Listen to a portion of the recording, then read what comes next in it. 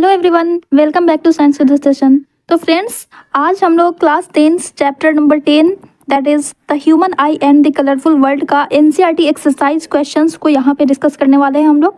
ठीक है, हम लोगों ने सारे चैप्टर्स अच्छे से कंप्लीट कर लिए, सारे पोर्शंस कवर अप कर लिए हैं। आज हम लोग एनसीईआरटी एक्सरसाइज क्वेश्चंस को यहाँ पे डिस्कस करेंगे। ओके, तो चलिए स्टार्ट करते हैं आज का session. Okay, so first question है, the human eye can focus on objects at different distances by adjusting the focal length of the eye lens.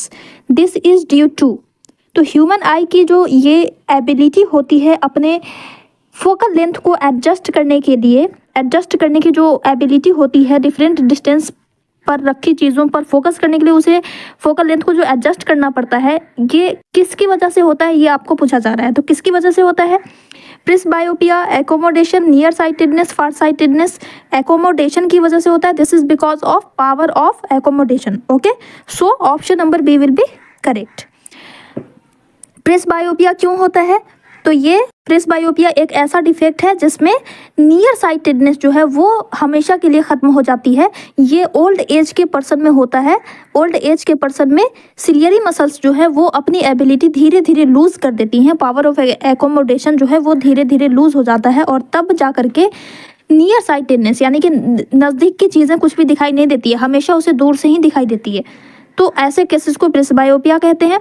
Near sightedness जिसे हम मायोपिया भी कहते हैं, है ना, जिसे हम मायोपिया भी कहते हैं, इसमें क्या होता है? नियर साइटेडनेस, नज़दीक देखने की बीमारी। आपको इस तरह से याद रखना है तो आसानी होगी याद रखने में, कभी कंफ्यूजन नहीं होगा। नियर साइटेडनेस नज़दीक देखने की बीमारी, नज़दीक देखने का डिफेक्ट। तो इसमें क्या होता है? नियर बाई ऑब्जेक्ट जो होते हैं वो क्लियरली दिखाई देते हैं। नियर बाई ऑब्जेक्ट क्लियरली दिखाई देते हैं, बट डिस्टेंट ऑब्जेक्ट जो होते हैं वो नहीं दिखाई देते। फार साइटेडनेस में क्या होता है, जिसे हम कहते हैं हाइपरमेट्रोपिया, दूर देखने की बीमारी, सिर्फ और सिर्फ दूर का ही दिखाई देता है। इसमें क्या होता है? Distant vision.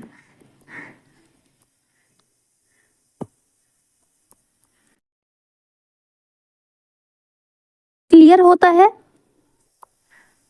And near vision में प्रॉब्लम होती है। नियर विजन में प्रॉब्लम होती है।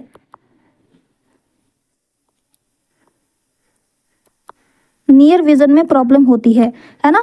नियर साइटेडनेस को ठीक करने के लिए हम, बिकॉज इसमें क्लियरली विजिबल होता है, नियर बाई ऑब्जेक्ट साफ दिखाई देते हैं, डिस्टेंट विजन नहीं दिखाई देता है, यानी कि इस यहाँ पे क्या करना है? पावर को कम करने की ज़रूरत है। पावर को कम करने की ज़रूरत है यानी कि फोकल लेंथ को इंक्रीज करने की ज़रूरत है। तो फोकल लेंथ को इंक्रीज करने के लिए हम डाइवर्जिंग लेंस का यूज़ करते हैं, राइट। तो डाइवर्जिंग लेंस कौन सा होता है भाई? तो डाइवर्जिंग लेंस कौन सा होता है? कनकेव लेंस होता है, इसलिए हम यहाँ पे कनकेव लेंस का यूज़ करते हैं इस डिफेक्ट को ठीक करने के लिए। और यहाँ पे नियर विजन प्रॉब्लम है, नज़दीक की चीज़ें नहीं दिखाई दे रही हैं, दूर की चीज़ें दिखाई दे रही है क्लियर। तो नज़दीक पर फोकस करने के लिए क्या करेंगे? हम कन्वर्जिंग लेंस का यूज़ करेंगे and that is convex lens. That is convex lens. Okay, next question देखिए, the human eye forms the image of an object at its. तो ह्यूमन आई कहाँ पे स्ट्रक्चर, कहाँ पे इमेज बनाता है किसी भी ऑब्जेक्ट का? रेटिना पे। तो ऑप्शन डी विल भी करेक्ट हो जाएगा। कॉर्निया का क्या काम है? ये यहाँ पे मोस्ट ऑफ द रिफ्रैक्शन यहीं पे होता है। मोस्ट रिफ्रैक्शन जो होता है वो यहीं पे होता है। ये कुछ इस तरह की आईज होती है हमारी। ये जो आगे का ऊपर उभड़ा हुआ हिस्सा होता है, उभड़ा हुआ जो पार्ट होता है, इसी को कहा जाता है कॉर्निया। ठीक है, यही होता है कॉर्निया। एंड यहाँ पे लेंस लगा हुआ होता है और उस लेंस के बीच में यहाँ पे एक होल होता है जिसे हम कहते हैं प्यूपिल। उस होल को पकड़ के रखे हुई होती है दो मसल्स, एक मस्कुलर डायफ्राम की तरह काम करती है। मस्कुलर डायफ्राम होता है जिसे हम कहते हैं आइरिस, यहाँ पे होल्ड करके इसे इस तरह से रखी हुई होती है, जिसकी वजह से हमें आई का कलर डिटेक्ट हो पाता है कि उसकी आई का कलर ब्राउन है, उसके आई का कलर ब्लू है। ये हम कैसे डिसाइड करते हैं? आइरिस की वजह से। तो जो आई का जो कलर पार्ट होता है, कलर्ड पार्ट होता है, वो होता है आइरिस। और आइरिस कंट्रोल करती है किसे? प्यूपिल को। प्यूपिल का क्या काम है? ये कॉन्ट्रैक्ट रिलैक्स होकर के अमाउंट ऑफ लाइट को कंट्रोल करती है कि कितना अमाउंट ऑफ लाइट चाहिए आंखों को, है ना। हम जब रोशनी में होते हैं तो पुपिल कॉन्ट्रैक्ट हो जाती है, और जब हम अंधेरे में होते हैं तो पुपिल रिलैक्स हो जाती है ताकि ज़्यादा लाइट अंदर जा सके। उसके बाद ये लाइट जब अंदर जाती है तो आप पीछे जाकर के पीछे एक लाइट सेंसिटिव स्क्रीन होता है जिसे हम कहते हैं रेटिना, जहाँ पे इसकी इमेज बनती है। तो कुछ इस तरह से आई का स्ट्रक्चर होता है, और यहाँ पे ये कॉर्निया एंड लेंस के बीच में जो लिक्विड भरा हुआ होता है उसे हम एक्वस ह्यूमर कहते हैं, एंड जो पीछे के पार्ट में जो लिक्विड भरा हुआ होता है उसे हम कहते हैं विट्रस ह्यूमर, ठीक है। और यहाँ पर से नर्व फाइबर्स निकले हुए होते हैं जिसे हम कहते हैं ऑप्टिक नर्व्स। इस आई लेंस को बिकॉज हम चेंज नहीं कर सकते, एक ही आई लेंस से हमें दूर की भी चीज़ें देखनी होती हैं, नज़दीक की भी चीज़ें देखनी होती है। तो जब हमें दूर की चीज़ें देखनी होती है तो इसे कंट्रोल करने के लिए यहाँ पे सिलियरी मसल्स लगी हुई होती है जो कि कॉन्ट्रैक्शन रिलैक्सेशन के थ्रू आई लेंस के फोकल लेंथ को एडजस्ट करती है। जब हमें दूर देखना होता है तो इस समय ये जो सिलियरी मसल्स होती है वो क्या करती है, रिलैक्स करती है, जिसकी वजह से फोकल लेंथ इंक्रीज हो जाता है, कर्वेचर कम हो जाता है ना। कर्वेचर में हमेशा कन्फ्यूज़न होती है फ्रेंड्स। कर्वेचर मतलब कि अगर ये इस तरह से ज़्यादा खुला हुआ है तो ये हुआ कर्वेचर कम। तो जब कर्वेचर कम होगा तो इसका फोकल लेंथ जो होगा वो ज़्यादा होगा, क्योंकि ये ज़्यादा बड़ा स्फेयर बनेगा। जब कर्वेचर बड़ा होगा तो स्फेयर बड़ा होगा, और जब कर्वेचर छोटा होगा यानी कि लेंस मोटा होगा। तो जब लेंस मोटा होता है तो क्या होता है, फोकल लेंथ क्या हो जाएगा, इसका छोटा होगा, ठीक है, फोकल लेंथ कम हो जाएगा। तो हमेशा ध्यान में रखना है कर्वेचर एंड फोकल लेंथ पे इनवर्स रिलेशनशिप है। कर्वेचर बड़ा, फोकल लेंथ छोटा, कर्वेचर छोटा, फोकल लेंथ बड़ा। तो जब ये सिलियरी मसल्स कॉन्ट्रैक्ट करेंगी, यानी कि हम नज़दीक देख रहे हैं तो ये कॉन्ट्रैक्ट करती हैं तो आई लेंस जो है वो थिक हो जाती है, और थिक होगी तो फोकल लेंथ क्या हो जाएगा, डिक्रीज हो जाएगा, यानी कर्वेचर बढ़ जाएगा। कर्वेचर बढ़ने का मतलब ये गोल हो गया, आई लेंस गोल हो गया, तो कर्वेचर बढ़ गया, फोकल लेंथ कम हो गया तो हम नज़दीक के चीज़ों को देख पाएंगे, ठीक है। तो ये था 2 question.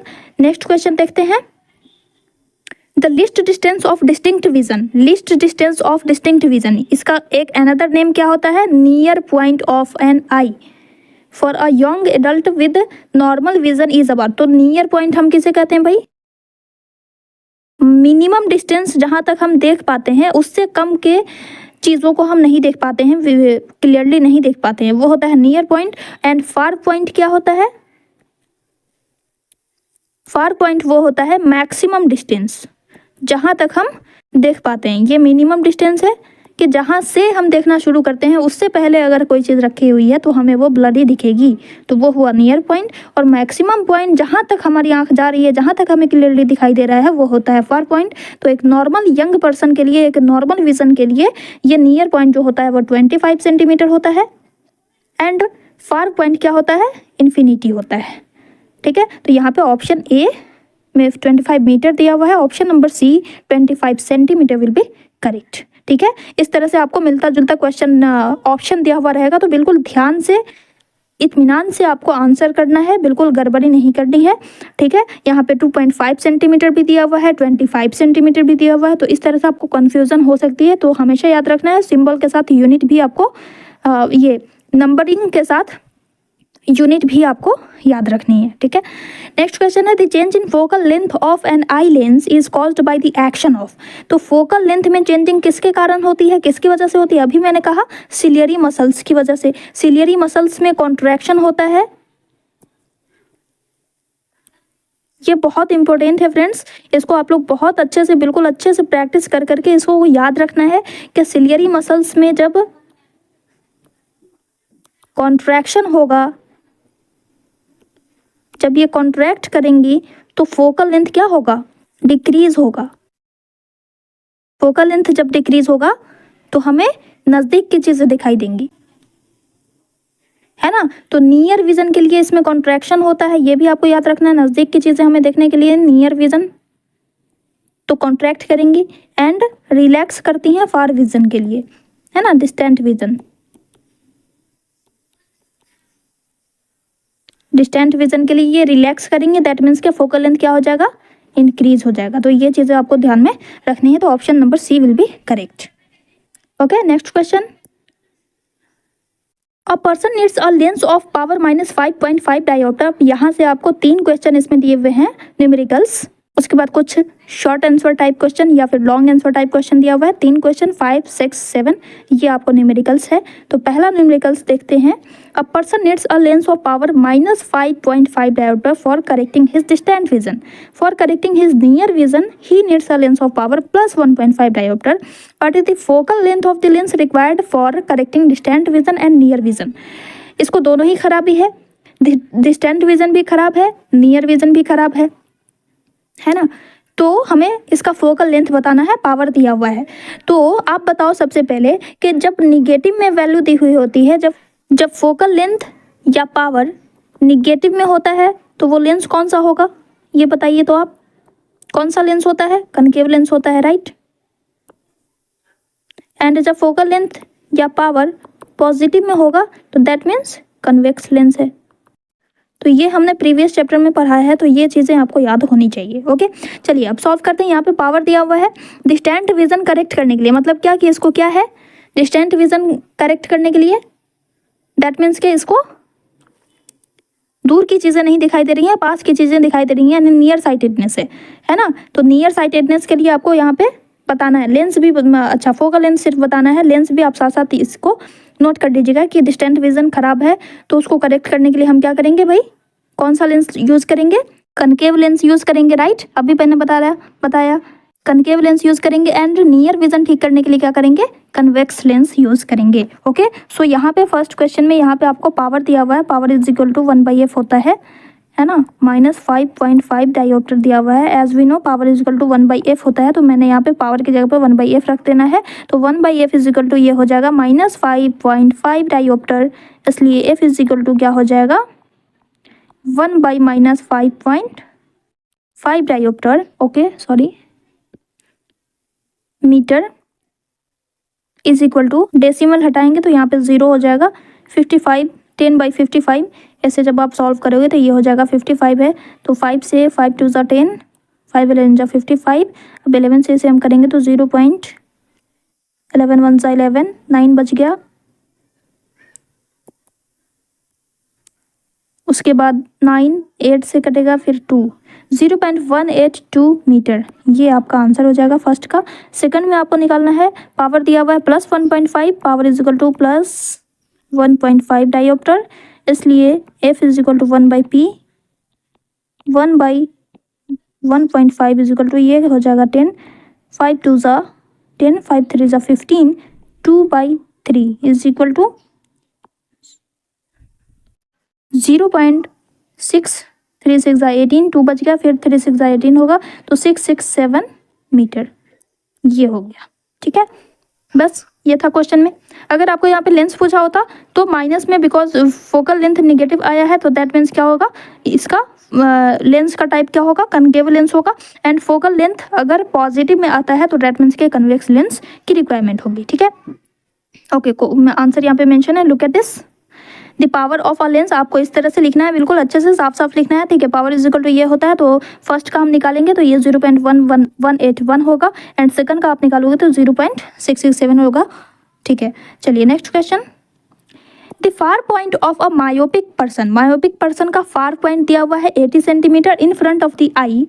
What is the nature and power of the lens required to correct the problem. Nature भी बताना है एंड पावर भी बताना है। तो लुक एट दिस, यहाँ पे आपको फार पॉइंट दिया हुआ। फार पॉइंट का क्या मतलब हुआ, मायोपिक पर्सन है कोई, मायोपिया में फार पॉइंट का क्या मतलब हुआ कि उसको वहीं तक दिखाई देता है, उसके आगे की चीज़ें नहीं दिखाई देती हैं, है ना। तो मायोपिया में जो फार पॉइंट होगा दैट मीन्स कि कहीं पे भी कोई ऑब्जेक्ट रखा हुआ है, मान लेते हैं कि अगर कोई ऑब्जेक्ट इन्फिनिटी पे रखा हुआ है तो इसकी भी इमेज 80 सेंटीमीटर पर ही बनेगी, 80 सेंटीमीटर पे इमेज बनेगी तभी उसे दिखाई देगा, नहीं तो नहीं दिखाई देगा, है ना। 80 सेंटीमीटर के बियॉन्ड जो चीज़ें हैं वो नहीं दिखाई देती हैं। ठीक है, तो दैट मीन्स के यहाँ पे मायोपिया के लिए हमेशा आप याद रखना है, फॉर अ मायोपिक पर्सन जो फार पॉइंट होता है वो हमेशा उसका इमेज डिस्टेंस होगा, क्योंकि किसी भी डिस्टेंस पे रखे हुए ऑब्जेक्ट की इमेज कहाँ बन रही है, 80 सेंटीमीटर पर ही बन रही है। दैट मीन्स के ये जो फार पॉइंट है वो क्या है, इमेज डिस्टेंस है। ओके, सो इमेज डिस्टेंस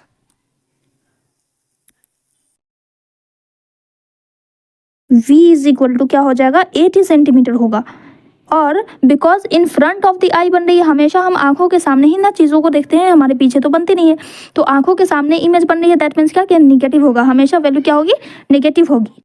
तो यहाँ पे image distance v is equal to -80 हो जाएगा, -80 सेंटीमीटर। एंड बिकॉज जैसा कि मैंने कहा कि इन्फिनिटी पर जो ऑब्जेक्ट रखा हुआ है उसकी भी इमेज 80 सेंटीमीटर पर ही बन रही है, तो दैट मीन्स कि ऑब्जेक्ट डिस्टेंस हमें क्या लेना है, यहाँ पे इन्फिनिटी लेंगे। हमेशा आपको दो ट्रिक हमेशा आपको ध्यान में रखनी है कि जब भी मायोपिया से क्वेश्चन आएगा ना, तो आपका जो इमेज डिस्टेंस होगा वो हमेशा फार पॉइंट होगा।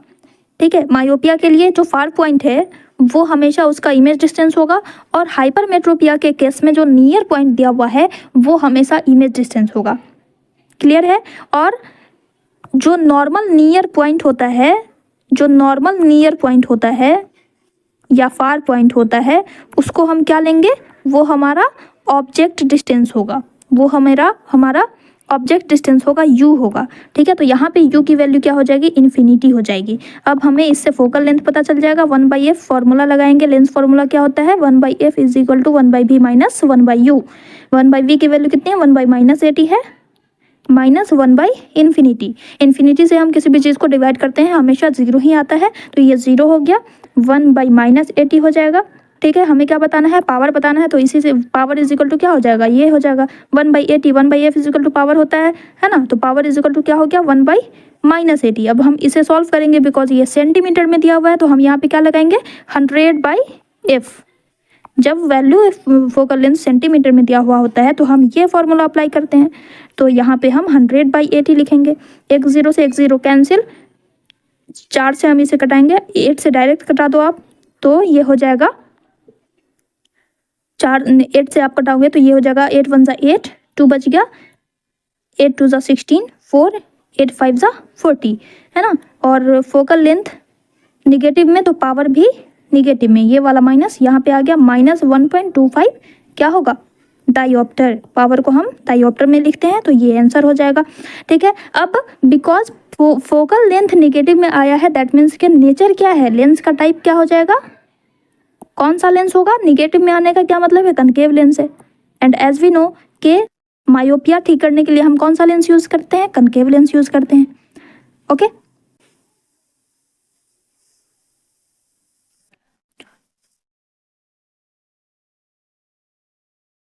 नेक्स्ट क्वेश्चन देख लेते हैं।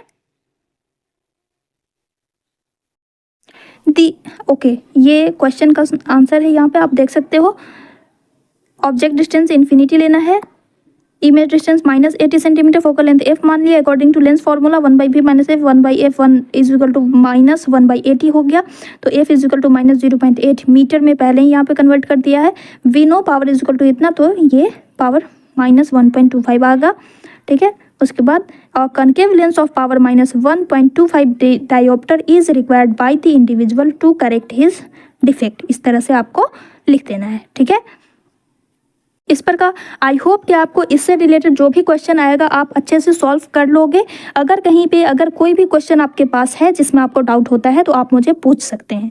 ठीक है, वैसे आपको दिक्कत नहीं होनी चाहिए। हमेशा आपको याद रखना है कि जब भी मायोपिया से क्वेश्चन आता है, जब भी आपको ऐसा दिया हुआ रहता है कि एक मायोपिक पर्सन है जो कि 50 सेंटीमीटर तक ही देख पाता है, तो आप हमेशा समझ जाइएगा, फ़ौरन समझ जाइएगा कि वो उसका फार पॉइंट दिया हुआ है। तो फार पॉइंट जो भी दिया हुआ होगा हमें उसे v लेना है, वो v की वैल्यू होगी। और जो नॉर्मल विज़न होता है, नॉर्मल विज़न के लिए जो फार पॉइंट होता है उसको हम यहाँ पे u लेंगे। तो ये आपको हमेशा याद रखना है मायोपिया के लिए। ठीक है, चलिए हाइपरमेट्रोपिया का एक केस देख लेते हैं। यहाँ पे दिया हुआ है, इसमें क्या कह रहा है, make a diagram to show how hypermetropia is corrected. तो यहाँ पे आपको डायग्राम बनाना है सबसे पहले। उसके बाद the near point of a hypermetropic eye is 1 metre, near point दिया हुआ है। तो लुक एट दिस, यहाँ पे हाइपरमेट्रोपिया के केस में जो नियर पॉइंट होगा ना, वो हमेशा v की वैल्यू होगी। ठीक है, वो हमेशा v की वैल्यू होगी। एंड जो नॉर्मल विजन का नियर पॉइंट होता है दैट इज 25 सेंटीमीटर, वो आपको हमेशा u लेना है। कोई भी क्वेश्चन हो हाइपरमेट्रोपिया से है तो u is equal to -25 centimetre लेंगे, एंड अगर मायोपिया से है तो u is equal to infinity लेंगे। ठीक है, क्लियर है। अब आप कोई भी क्वेश्चन सॉल्व कर सकते हो। चलिए इसे हम लोग सॉल्व करते हैं। सबसे पहले आपको क्या करना है, डायग्राम बनाना है। तो डायग्राम शो करना है तो आपको तीनों ही डायग्राम बनाना है। पहले डायग्राम में आप शो करोगे नियर पॉइंट ऑफ हाइपरमेट्रोपिक आई,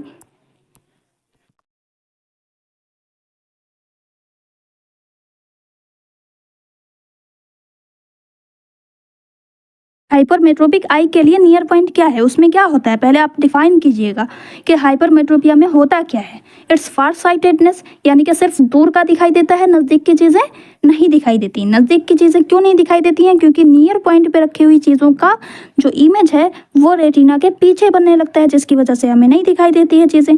ठीक है, तो इतना डिफाइन करने के बाद अब आप डायग्राम बनाओगे और ये तीनों चीज़ों को आप शो करोगे कि हाइपरमेट्रोपिया में नियर पॉइंट कहाँ पे होता है, और दूसरे फिगर में आपको ये शो करना है कि नियर पॉइंट पर रखे हुए ऑब्जेक्ट का इमेज रेटिना के पीछे बन रहा है, एंड थर्ड में आप उसके करेक्शन को शो कीजिएगा। ठीक है, तो चलिए यहाँ पे मैं डायग्राम बना के बता देती हूँ आपको। फर्स्ट डायग्राम आपको बनाना है,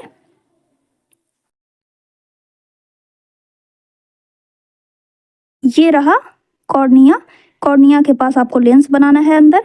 हाइपरमेट्रोपिया है तो हाइपरमेट्रोपिया में सिर्फ दूर की चीजें दिखाई दे रही, यानी कि सिलियरी मसल्स को जितना कॉन्ट्रैक्ट होना था वो हो चुकी है ना। सिलियरी मसल्स कॉन्ट्रैक्ट तो हो रही हैं लेकिन फिर भी अभी नहीं दिखाई दे रहा है, इसलिए हम यहाँ पे लेंस को मोटा बनाएंगे।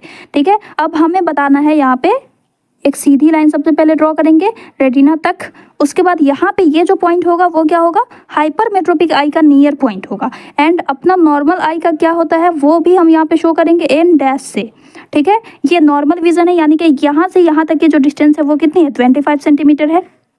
ओके, और इस केस में ये जो नियर पॉइंट दिया हुआ है वो 1 मीटर दिया हुआ है, तो यहाँ से यहाँ तक की जो डिस्टेंस है वो कितनी है, 1 मीटर है। ये आप शो कर दोगे इस तरह से। ठीक है, उसके बाद अब आपको यहाँ की इस केस में बताना है कि नियर पॉइंट इसकी ये है, यानी कि यहाँ की जो इमेज है वो रेटिना पे बन रही है। यहाँ की जो इमेज है वो रेटिना पे बन रही है। ये फर्स्ट फिगर आपको बनाना है।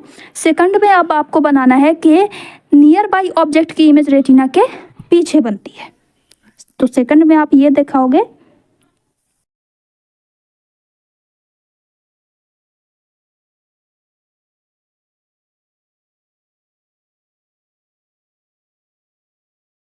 ये लेंस है, यहाँ से सीधी लाइन खींचा हमने, ये एन पॉइंट है एंड ये एन डैश।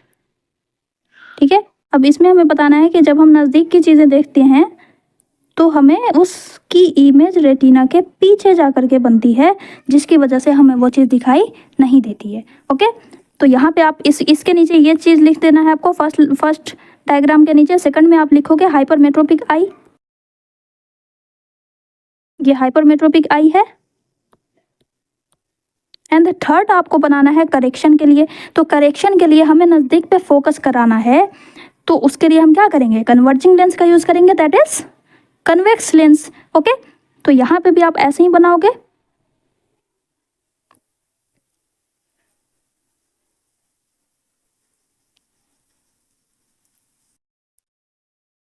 ये आपका एन है 1 मीटर एंड ये रहा 25 सेंटीमीटर। 25 सेंटीमीटर, ये 100 सेंटीमीटर है ना, सेंटीमीटर में हमने कन्वर्ट कर दिया इसे। और ये दूरी कितनी है, 25। ठीक है, उसके बाद अब हमें क्या करना है, हमने यहाँ पे लेंस लगा दिया है ना। अब ये लेंस क्या करेगा, ये नज़दीक की चीज़ों को थोड़ा सा बेंड करके इसे देगा, आई को बेंड करके देगा इस तरह से। इससे जो इस लेंस से जो इमेज बनेगी वो कितने डिस्टेंस पे बनेगी, 100 सेंटीमीटर पे बनेगी, जहाँ पे हमें दिखाई देगी चीज़ें। ठीक है, तो इस तरह से आप इसे डॉटेड लाइन से बता दोगे इस तरह से, और उसके बाद तब जा करके इसकी इमेज कहाँ बनेगी, रेटिना पर बनेगी। ठीक है, तो ये 3 डायग्राम आपको बना देना है।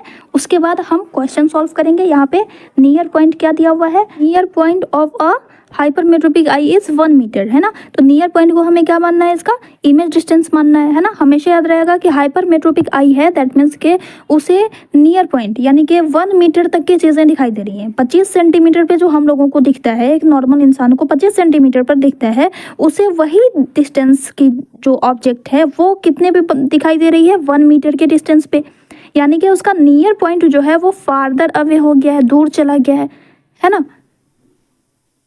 तो यहाँ पे नियर पॉइंट जो होगा वो इमेज डिस्टेंस होगी, एंड नॉर्मल नियर पॉइंट जो होता है उसे हम ऑब्जेक्ट डिस्टेंस लेंगे, क्योंकि हम 25 सेंटीमीटर के जो ऑब्जेक्ट रख रहे हैं वो भी उसकी भी इमेज कहाँ बन रही है, 1 मीटर पे बन रही है। नियर पॉइंट क्या हो जाएगा यहाँ पे, इमेज डिस्टेंस।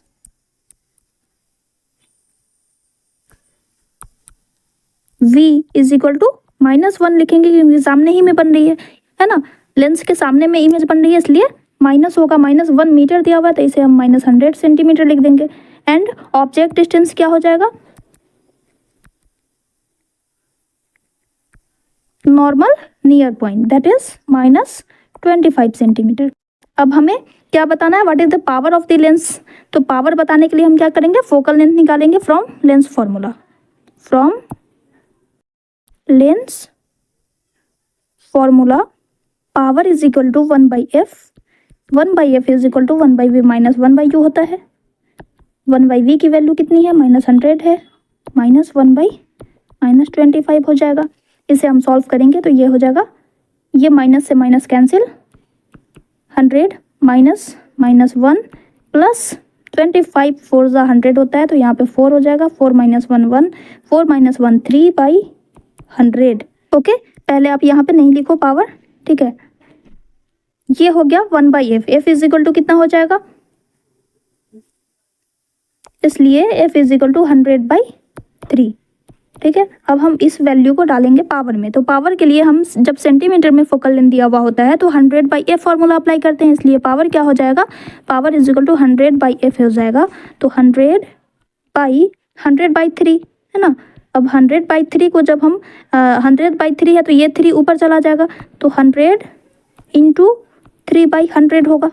अब इस 100 से 100 कैंसिल, इज इक्वल टू कितना हो गया, +3 डाइऑप्टर, ये आपका पावर हो गया। अब हमें क्या बताना है, इसके साथ साथ पावर ऑफ द लेंस बताना है, उसके बाद बताना है, अच्छा यहाँ पे मेंशन है कि assume that the near point of the normal I is 25 centimetre, तो ये क्या है, ऑब्जेक्ट डिस्टेंस, ठीक है। तो इस तरह से आपको सॉल्व करना है। ओके, चलिए नेक्स्ट क्वेश्चन देख लेते हैं। ये 3 न्यूमेरिकल्स थे, इसे आप लोग बहुत अच्छे से प्रैक्टिस कीजिएगा ताकि आपको कोई भी दिक्कत नहीं हो, इससे रिलेटेड कोई भी क्वेश्चन आए तो आप आसानी से सॉल्व कर लेंगे। तो इस तरह से 3 डिफेक्ट्स मैंने बताए थे, मायोपिया, हाइपरमेट्रोपिया, प्रेसबायोपिया। मायोपिया में नियर साइटेडनेस हो जाता है, यानी सिर्फ नजदीक की चीजें दिखाई देती हैं। हाइपरमेट्रोपिया में फार साइटेडनेस हो जाता है ना। एंड प्रेसबायोपिया में नियर विजन गायब हो जाता है, बिल्कुल नियर विजन लॉस हो जाता है।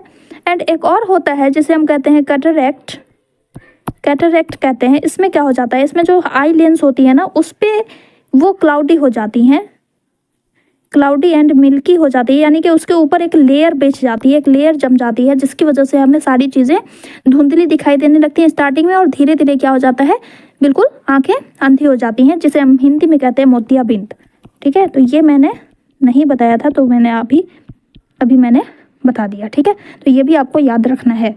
ओके, चलिए नेक्स्ट क्वेश्चन देख लेते हैं। ओके, ये रहा आपका answer. Look at this, +3 dioptre. यहाँ पे कोई लेंस का टाइप नहीं पूछा है। What is the power of the lens required to correct this defect. अगर आपको यहाँ पे पूछा जाता कि what is the nature and power, तो आप ये लिखते, अदरवाइज आप इसे नहीं भी लिखोगे तो बस इतना ही आपका आंसर हो जाएगा, ठीक है। चलिए नेक्स्ट क्वेश्चन देख लेते हैं, और उसके बाद ये डायग्राम आपको बनाना है। लुक एट दिस, ये डायग्राम है।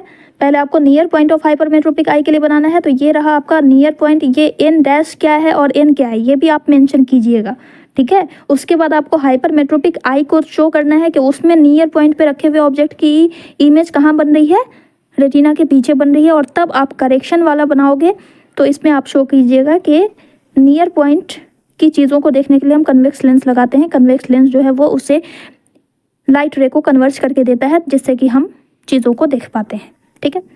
चलिए नेक्स्ट क्वेश्चन देख लेते हैं।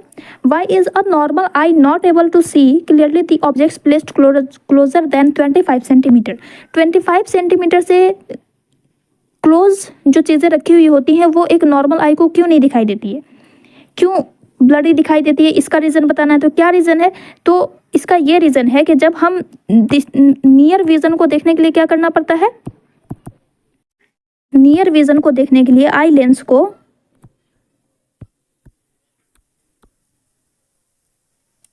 थिक होना पड़ता है, और थिक होने के लिए क्या करना पड़ता है, सिलियरी मसल्स को कॉन्ट्रैक्ट होना पड़ता है।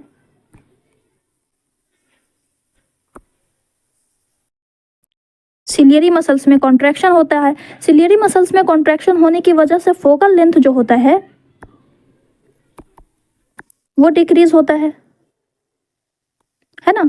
सिलियरी मसल्स में कॉन्ट्रैक्शन हुआ, फोकल लेंथ डिक्रीज हुआ। फोकल लेंथ डिक्रीज होने का क्या मतलब है?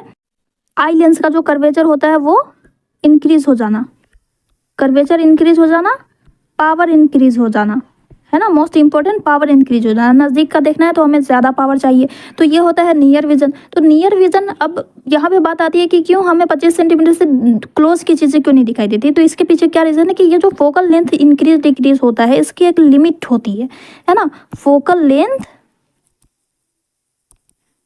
Of the I,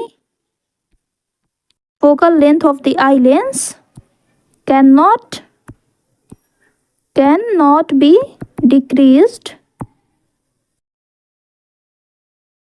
below a certain limit। एक certain limit तक ही सिलियरी मसल्स में कॉन्ट्रैक्शन हो पाता है। दैट मीन्स कि फोकल लेंथ भी एक certain लिमिट तक ही कॉन्ट्रैक्ट हो पाती हैं। इसी वजह से हमें 25 सेंटीमीटर से नीचे की चीज़ें नहीं दिखाई देती हैं, क्योंकि इसका जो सर्टेन मिनिमम लिमिट होता है वो कितना होता है? 25 सेंटीमीटर होता है ना। 25 सेंटीमीटर से कम फोकल लेंथ नहीं हो पाता है आई का। इसकी वजह से हमें 25 सेंटीमीटर से क्लोज रखी हुई चीज़ें हमें दिखाई नहीं देती हैं। ठीक है, ओके, ये रहा आपका आंसर। Look at this. चलिए नेक्स्ट क्वेश्चन देखते हैं। What happens to the image distance in the eye when we increase the distance of an object from the eye. What happens to the image distance. Image distance के साथ क्या होता है अगर हम किसी चीज़ के, किसी ऑब्जेक्ट के डिस्टेंस को इंक्रीज करते हैं।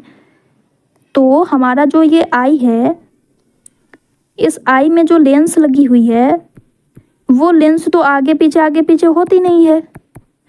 तो इमेज की तो पोजीशन हमेशा फिक्स है, वो तो यहीं पे बनेगी, रेटिना पे ही बनेगी। तो इमेज डिस्टेंस के साथ क्या होगा? कुछ नहीं होगा। Image distance remains unchanged. Image distance remains unchanged। क्यों रहती है? Due to power of accommodation.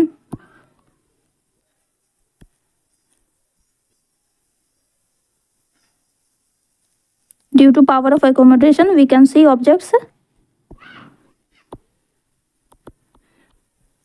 Placed nearby और डिस्टेंटली।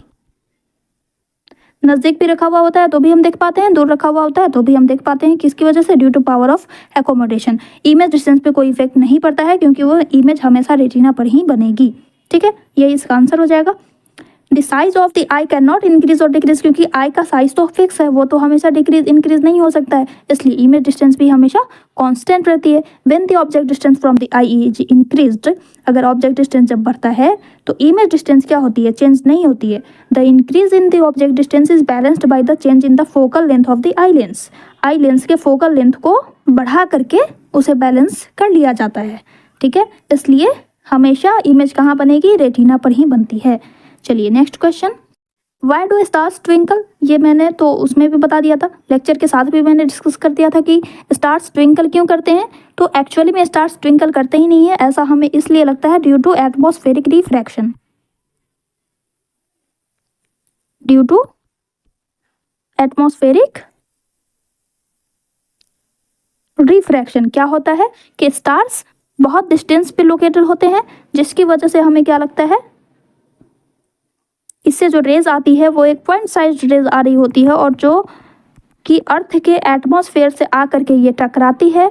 अर्थ के एटमॉस्फेयर से टकराने की वजह से इसमें रिफ्रैक्शन होता है, और रिफ्रैक्शन होने की वजह से ये नॉर्मल की तरफ बेंड होती चली जाती है और तब यहाँ पे पहुँचती है, जिसकी वजह से हमें यहाँ पे कोई बंदा खड़ा हुआ है तो उसको लगता है कि इमेज कहाँ से आ रही है? यहाँ से आ रही है ना। और ये जो एटमॉस्फेयर है वो स्टेशनरी नहीं होता है, एक ही जगह पर खड़ा हुआ नहीं होता है, एक ही जगह पे फिक्स्ड नहीं होती है, इसकी पोजीशन हमेशा चेंज होती रहती है, क्योंकि अर्थ एक प्लैनेट है जो कि सन के अराउंड घूम रही होती है। तो इसकी वजह से एटमॉस्फेयर भी चेंज होता रहता है। एटमॉस्फेयर के चेंज होने की वजह से हर बार में हर अलग अलग डायरेक्शन में ये रेज आती है, अलग अलग डायरेक्शन में रिफ्रैक्शन होता है और अलग जगह पे इमेज बनती है, जिसकी वजह से हमें लगता है कि कभी स्टार यहाँ पे ट्विंकल कर रहे हैं, कभी यहाँ पे ट्विंकल कर रहे हैं, लेकिन एक्चुअली में क्या होता है कि उसकी पोजीशन फ्लक्चुएट करती रहती है, जिसकी वजह से हमें लगता है कि स्टार्स ट्विंकल कर रहे हैं। ठीक है,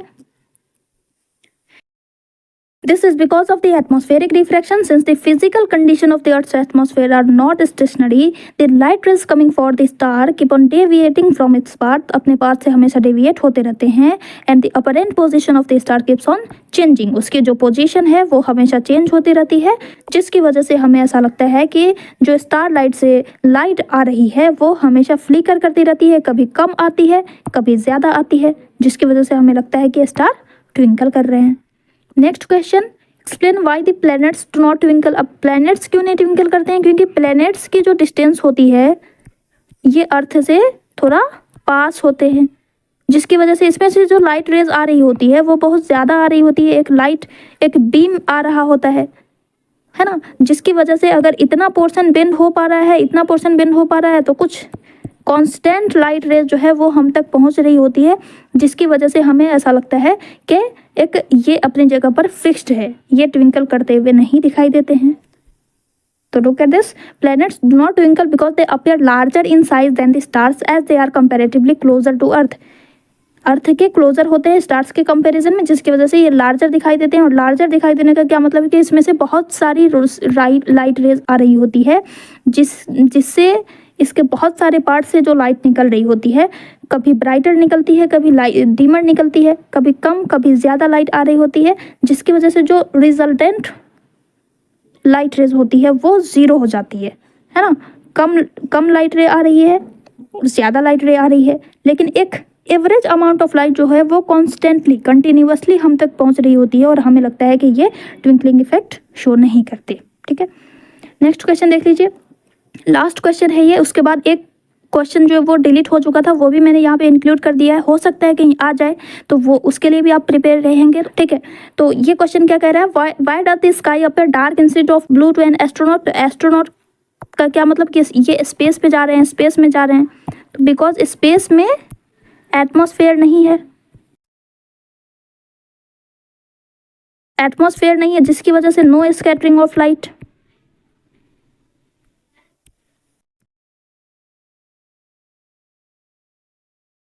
और जब स्कैटरिंग ही नहीं होगी तो कोई भी लाइट एस्ट्रोनॉट की आंख तक नहीं पहुंचेगी। No scattered light reaches to astronaut eyes. तो जिसकी वजह से स्काई कैसा दिखेगा, डार्क दिखेगा। जब हम आंखें बंद कर लेते हैं तो हमें कैसा दिखाई देता है, डार्क दिखाई देता है ना, क्योंकि कोई भी लाइट रेज हमारी आंखों पे नहीं पड़ रही है। तो यही वजह है कि जब भी स्कैटरिंग होगी, जब भी लाइट आ रही है और वो स्कैटर होकर के बिखर जाती है, तभी हम चीज़ों को उसके कलर में देख पाते हैं। जब कोई भी लाइट रे स्कैटर ही नहीं होगी तो हमें कैसा कलर दिखेगा, कोई कलर नहीं दिखेगा। कोई कलर नहीं दिखने का मतलब डार्क कलर दिखेगा। ठीक है, तो यही रीज़न है इसका। Since there is no atmosphere in the outer space that can scatter the sunlight, so no scattered light reaches to astronauts' eyes. Therefore, the sky appears dark instead of blue to an astronaut. ठीक है, next question and last question है जो कि extra मैंने यहाँ पे डाल दिया है। Why does the sun appear reddish early in the morning? सुबह के टाइम में यहाँ पे आपको दे सकता है कि early in the evening, evening के टाइम में भी, या फिर मॉर्निंग के टाइम में, कुछ भी यहाँ पे दे सकता है। Why does the sun appear reddish? लाल क्यों दिखाई देता है? Due to scattering of light. This is due to scattering of light. होता क्या है एक्चुअली में कि सारी रेज जो है शाम के टाइम में, सूरज, ये अर्थ है ना, ये अर्थ है, तो शाम के टाइम में सूरज यहाँ पे होता है, तो डिस्टेंट पे होता है, डिस्टेंस ज़्यादा होता है, अर्थ से सन की डिस्टेंस ज़्यादा होती है, जिसकी वजह से इसे ज़्यादा पार्टिकल्स को क्रॉस करके आना पड़ता है। ज़्यादा पार्टिकल्स को जब ये क्रॉस करके आते हैं तो जो शॉर्टर वेवलेंथ की जो लाइट रेज होती है, शॉर्टर वेवलेंथ की, वो तो स्कैटर्ड हो जाती है इधर उधर, है ना। जो लॉन्गर वेवलेंथ की होती है वही हमारी आंखों तक पहुंच पाती है, एंड लॉन्गर वेवलेंथ की लाइट रे कौन सी होती है, रेड होती है। तो इसी की वजह से हमें आसमान भी थोड़ा थोड़ा रेड दिखाई देता है और सूरज भी हमें लाल दिखाई देता है। यही था आपका लास्ट क्वेश्चन। आई होप आपको सारी चीज़ें समझ में आ गई होंगी। ये आपका आंसर आपके रेफरेंस के लिए मैंने यहाँ पे डाल दिया है। ठीक है, इसी के साथ हमारा ये सेशन कंप्लीट होता है। आई होप आप सभी को समझ में आ गया होगा। एंड तक बने रहने के लिए आपका बहुत बहुत थैंक यू। अगर आपको सेशन अच्छा लगा हो तो एक लाइक ज़रूर कर दीजिएगा और अपने फ्रेंड्स के साथ शेयर कर सकते हैं। एंड अपने एक्सपीरियंस को ज़रूर शेयर कीजिएगा, कैसा लगा ये सेशन। ठीक है, चलिए मिलते हैं नेक्स्ट लेक्चर में। Till then take care, bye.